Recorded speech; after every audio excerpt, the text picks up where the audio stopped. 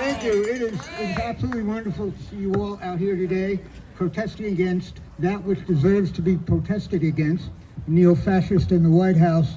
I'm going to be talking about war and democracy, or the war power, the president's war power and democracy. Not a coupling that's usually made, but I want to try to make a case and see if you buy it or not. But the first thing I want to say, because I think it's so damn important, some of you may know that democracy was born, at least we tell ourselves here in the West, that democracy was born in Greece, in Athens, some 2,500 years ago. It was born, if it was born in fact in Athens, it was born in a marketplace. It was born in an open space like this, where people could get together and deliberate and talk and debate and come to a conclusion about what they wanted their government to do. So there's something really remarkable about the resiliency of that idea of democracy, that here we are, 2,500 years later, in a kind of public space, a kind of market space, an agora, which is where democracy was born. We continue to give it life, and I really applaud you for doing that, because you are giving it life. Okay, so let me turn to my subject at hand. Yes, cheers for democracy. Presidential war powers and democracy. So we're living right now in the shadow of a matter of some urgency, which is to say that the President of the United States is speaking more often than we'd like about a potential war with Venezuela. He's already sent the world's largest aircraft carrier into the Caribbean Sea. We already have on record at least 80 people who have been murdered illegally by the President of the United States without any congressional authorization, without any legal foundation or standing. None of it authorized by Congress.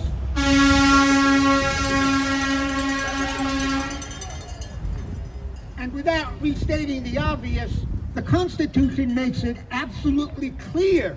There couldn't be any more clarity than is possible with the written language, that the power to declare war rests with the Congress. But before I enter into my argument, I think it's important to take notice of something. That is that 62 years ago today, almost at this very moment, in fact, literally at this very moment, the President of the United States, John F. Kennedy, was assassinated in Dallas 62 years ago exactly, almost to this moment. One of the great mysteries that will forever remain with respect to the Kennedy presidency is whether he in fact would have continued the small war in Vietnam or presided over its expansion in the way that Lyndon Johnson expanded it in 1965. We can never know the answer to that question, and historians are going to debate it forever. But what we do know, and there's lots of empirical historical evidence to back this up, is that President Kennedy learned from the Bay of Pigs disaster and from the Cuban Missile Crisis that generals could not be relied upon to give good advice to the president when it comes to matters of war and peace. Second, we know that the president already recognized that the war in Vietnam was going very badly. The distortion of information had not yet reached its cancerous proportions that it would 3 years later. So Kennedy knew that the war was going badly, and that's why, in effect, he stepped back and basically tacitly supported an assassination of and removal of President Diem from power in Vietnam. Still, we don't know what he would have done 6 months, a year, 2 years later. We also know that President Eisenhower, some 5 or 6 years earlier, had the chance to kick the Vietnam War into high gear with American participation. When the French lost their final battle at the Dien Phu, the generals, Curtis LeMay, who would also be in the office with Kennedy several years later, and then Vice President Richard Nixon, urged President Eisenhower to use a nuclear weapon on the North Vietnamese at the Dien Phu, and President Eisenhower, to his great eternal, I think, good reputation, said, no, we're not dropping any nuclear weapons on Vietnam, and we're not expanding the war in Vietnam. We're going to try to work towards some sort of agreement in 1956 and elections. Of course, they were never held, which finally led to the war in Vietnam.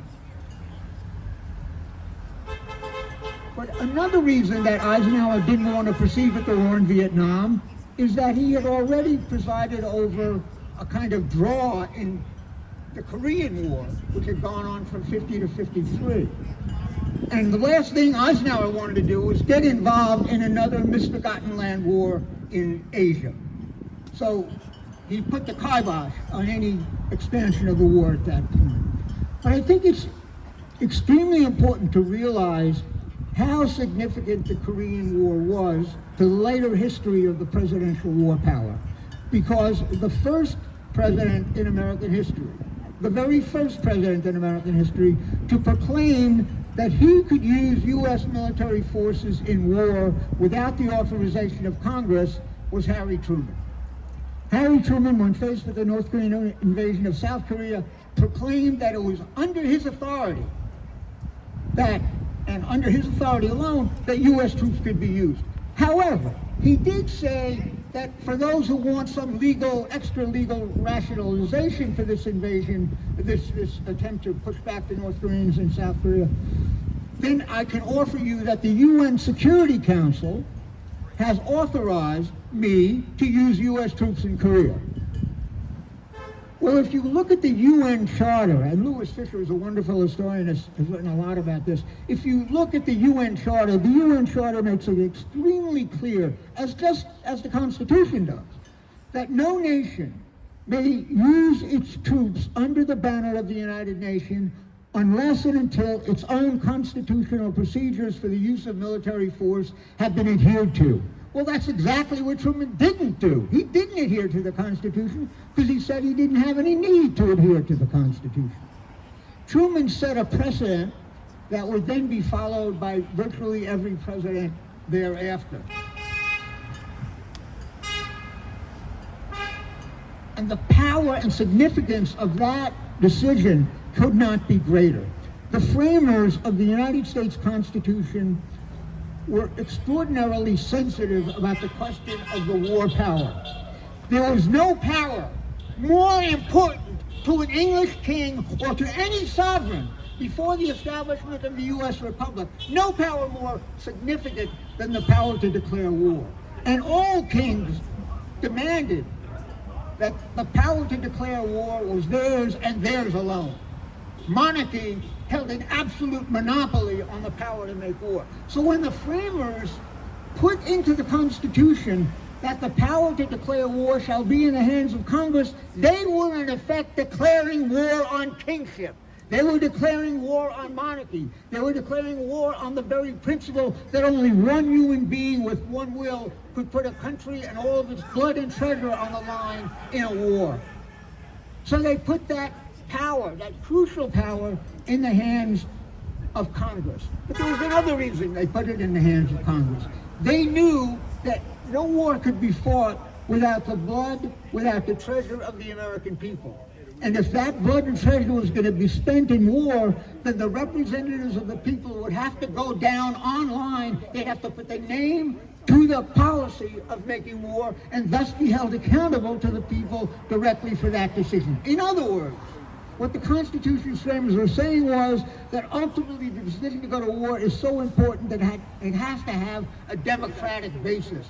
And the clearest direction to a democratic basis in the American system was representative government. So they put the power to make war in the hands of Congress and made it exceedingly clear that in order to go to war, there needs to be a debate. There needs to be a discussion. There need to be alternatives argued back and forth. People have to see the ostensible consequences and costs of such a war as best as they can be seen before the war is fought. There should be no haste in the march to war.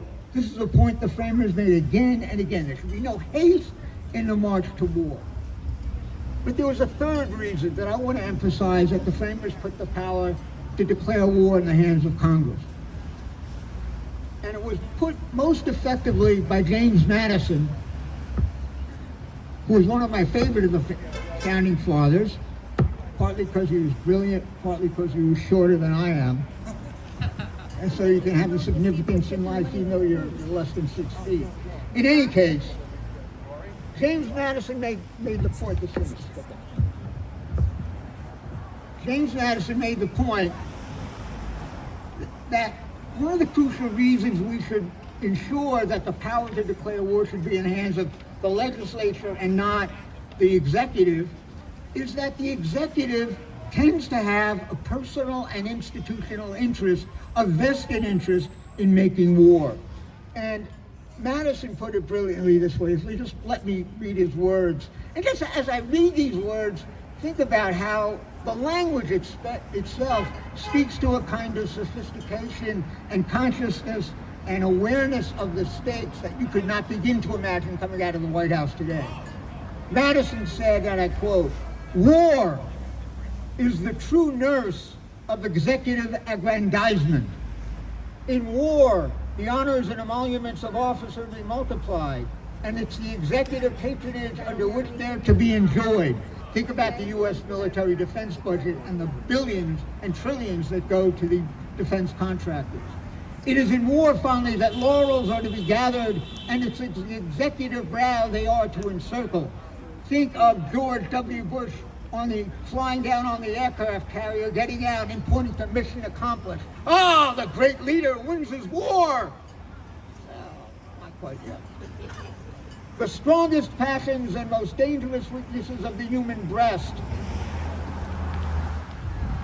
Ambition, avarice, vanity, the honorable or venial love of fame, sounds familiar?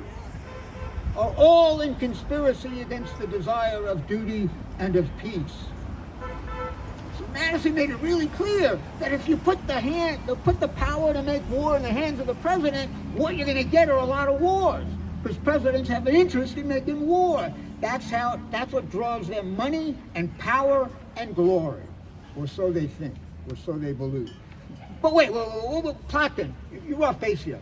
You're blaming Truman. Well, what else was going on in 1949 to 1950? The bomb! The bomb changes everything. The bomb alters the entire scenario of constitutional power. Let me be poetic. Bullshit. The bomb's significance effectively truncated the amount of time that the president had to respond to an attack on the United States. If you read the constitutional debates about the war power, it is extremely clear that the framers understood that the president should have a unilateral power to redress an attack on the United States. The bomb changes nothing. The bomb changes nothing. The president's always had the power to reply to an attack on the United States. So that really changes nothing. And in all the wars we've fought since 1945, the bomb has not been an issue. In only one case was it an issue, and that, of course, was in the Cuban Missile Crisis. John F. Kennedy, when he and Khrushchev finally were smart enough and rational enough to work out a deal. But even in the case of the Cuban Missile Crisis, think about this argument that the bomb changes everything. Robert Kennedy, the president's son, father of the maniac who's now running the Department of Health and Human Services, Robert Kennedy wrote a book about the Cuban Missile Crisis and his brother's participation, and the book was entitled 13 Days. The crisis lasted 13 days.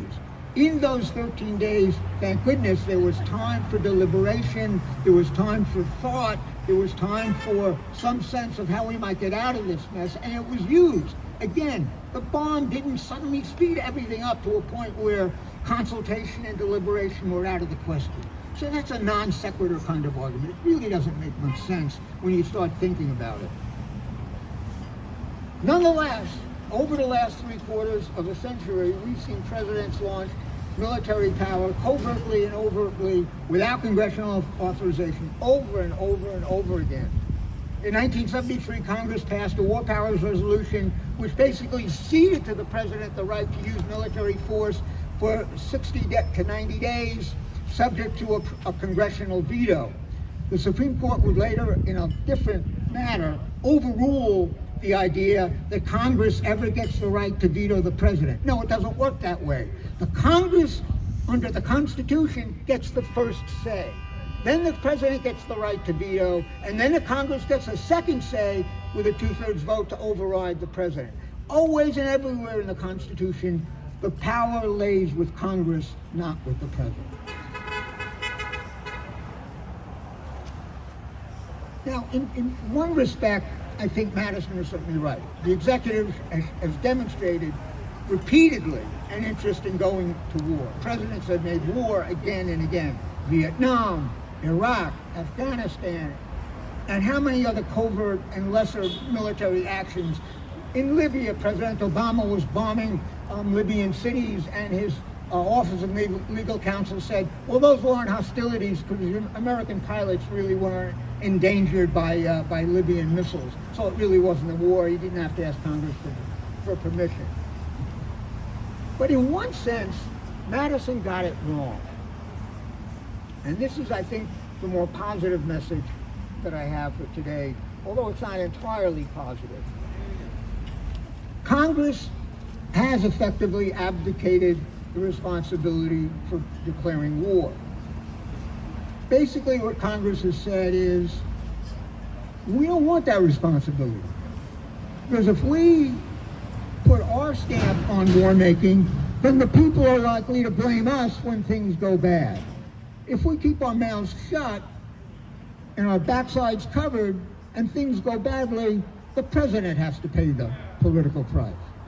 So Congress has not demonstrated what Madison thought it would demonstrate, the principle of ambition countering ambition, congressional power balancing presidential power, and vice versa. Congress has basically given up the ghost on the war power. But what Madison didn't anticipate is that there was another check on presidential war power, and that is you and me. You and me. Democracy. Think about this. Truman fought a war in Korea, but he couldn't win a second term. In fact, he couldn't even run a second term because the war became so unpopular that he would have been rejected at the polls, so he gave up even before the game began. Lyndon Johnson did exactly the same thing in Vietnam. When Vietnam went to hell, Lyndon Johnson's presidency was dead on arrival. And when Richard Nixon tried to continue that war, despite enormous public opposition to it, and he tried to cover up what was going on, lying about the attacks in Southeast Asia, in Thailand and other places, Cambodia, Richard Nixon led the Watergate enterprise, which ultimately led to what? His removal from the presidency. Then we move on into the 1980s, or into the 21st century rather, and we get George W. Bush telling us there are weapons of mass destruction in Iraq, and we must invade Iraq to get rid of the weapons of mass destruction, and not for nothing, Iraq was involved in 9/11, none of which was true. None of which was true. And so by the second term of George W. Bush, we find a president whose power was almost completely evaporated. And George W. Bush in his second term had virtually nothing to do with whatever was going on in Washington. No one trusted him. No one thought he was an effective leader. His presidency was basically dead. He was still president, but he had no power. Interestingly, George Bush's dad, George Herbert Walker Bush, led the only successful war of the post-war era. And that goes all the way back to 45. The only successful war, the Gulf War, the war to push Saddam Hussein out of Kuwait, which was a great victory for the American military. And, just as Madison predicted, George Herbert Walker Bush, the elder, had all the laurels of that military victory heaped upon him. His public approval rating after the war was 92%. No president had ever reached that level of popularity. A year and a half later, he ran for his second term. He couldn't break 40%, and Bill Clinton became president because the war didn't do him any good. A recession undid George Herbert Walker Bush. So my point is, in conclusion, that the historical record is that come the 21st century, the Constitution is largely irrelevant when it comes to the war power. Congress has given up that power. The president has taken it.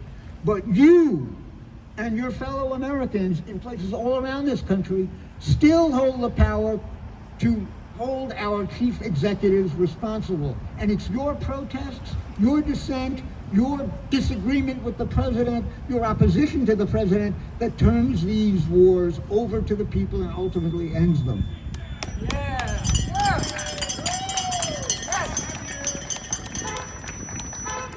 I suspect, I don't know, I can't prove this, you're probably as amazed as I am. I suspect some of this may have been ticking in Donald Trump's mind yesterday when he had his little love fest with Zora Mondani. Kind of unexpected. But when I say some of this may have been involved, I mean to suggest that Trump is already beginning to see that, you know, the people might have some impact on what happens in Washington. We have the Epstein Files instance where Republicans and Democrats actually joined together to demand that those damn files be exposed. And the president obviously didn't want them exposed. He lost. He lost big. He lost big. And as a result, I think he's beginning to hear some of the rumblings of democracy at his doorstep, and he doesn't like it. But that's too damn bad, because we remain a democracy. And from the people, he will hear. From you, he will hear. From me, from all of us. So while the war power has been disengaged from the Constitution, democracy remains alive. And again, I applaud you for coming out today and coming out for 40 straight weeks. I love you guys. That is so great. I can't wait to tell my students. Thank you very, very much. Thank you.